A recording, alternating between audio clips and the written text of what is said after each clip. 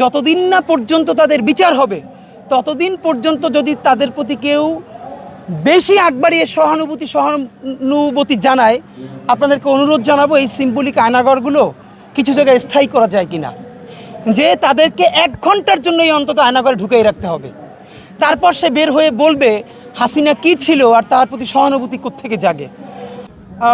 এইরকম আয়নাঘরে একজনকে আটকে রেখে তার কাছ থেকে যখন জঙ্গি হিসেবে তাকে স্বীকৃতি দেওয়া হবে, কারণ সে ওয়েস্টে আওয়ামী লীগ সিল করতে চায় যে এখানে এরকম জঙ্গিপনা চলছে, তো সে কোনোভাবে রাজি হচ্ছে না।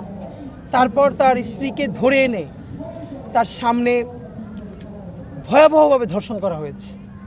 আপনি শুধু চক্ষু বন্ধ করে ভাবেন, আমি ভাবি যে আমার মা বা আমার বোন, আমার স্ত্রী আমার সামনে বসে ধর্ষিত হচ্ছে আমার জবানবন্দির জন্য। আপনি এটা নিতে পারবেন না ভাই, এরকম জাহান্নাম মানে আপনি চিন্তা করতে পারেন না, কিন্তু এরকম জাহান্নামে আমরা ছিলাম। এইখানেই মনে হয় যে কোনো মানুষ 1 মিনিট যে জানে সামনে তার বাবা মা আছে, ভাই বোন আছে, এটা ছবি তুলবার জন্য ঢুকছে, তাও অসুস্থ হয়ে যাবে। আমি শুধু মানে ভাবতে গেলেও আসলে এটা কোনো দিন এই জন্য আমি ভাবতেও পারবো না এরকম যে আমার বাবা মা, আমার ভাই বোন 8 বছর 10 বছর ধরে, সেই আমাদের কত ভাই বোন, সেই মাইকেল চাকমা থেকে শুরু করে ব্যারিস্টার আরমান ভাই, আজমি ভাই, এরকম নাম না জানা কত আমাদের ভাইয়েরা। একটা হয় কি, ধরেন আপনি যদি হারিয়েও যান, আপনার বাবা মা, আপনি জানেন যে আপনার বাবা মা জানে যে আপনি বেঁচে আছেন, এরকম 10 বছরও যদি আপনি থাকেন, তাও একদিন আশা থাকে আপনি আপনার বাবা মার কাছে যাবেন। কোনো বাবা মা, মানে আজমি ভাইয়ের মা কাঁদতে কাঁদতে মানে সন্তানের চিন্তা করে মরে গেছে, যে শুধু এইটুকুন জানতে চাইছিলেন যে আমার কেউ একটু পারলে জানাও যে আমার সন্তানটা বাইচে আছে, শুধু এইটা বলো। অগণিত গুমের শিকার পরিবার বলেছে যে তার শুধু বাবা মারা এইটুকুন জানতে চেয়েছে যে আমাকে শুধু একটু জানাও যে ও বেঁচে আছে, আর কিচ্ছু লাগবে না।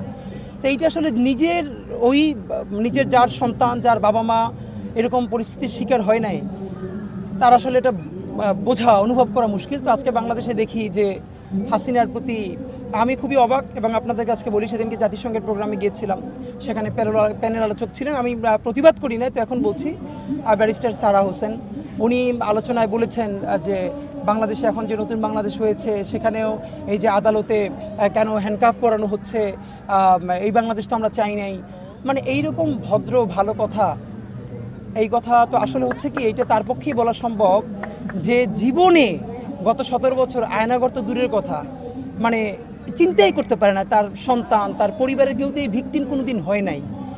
তো আমি আপনাদেরকে শুধু বিনীত অনুরোধ করি, আমরা বারবার আমাদের কালেকটিভ মেমোরি থেকে, আমরা বাঙালিরা সব থেকে একটা হলো, তারা যেরকম আমরা ঝাঁপিয়ে পড়ি সেরকম সব কিছু দ্রুত ভুলে যাই।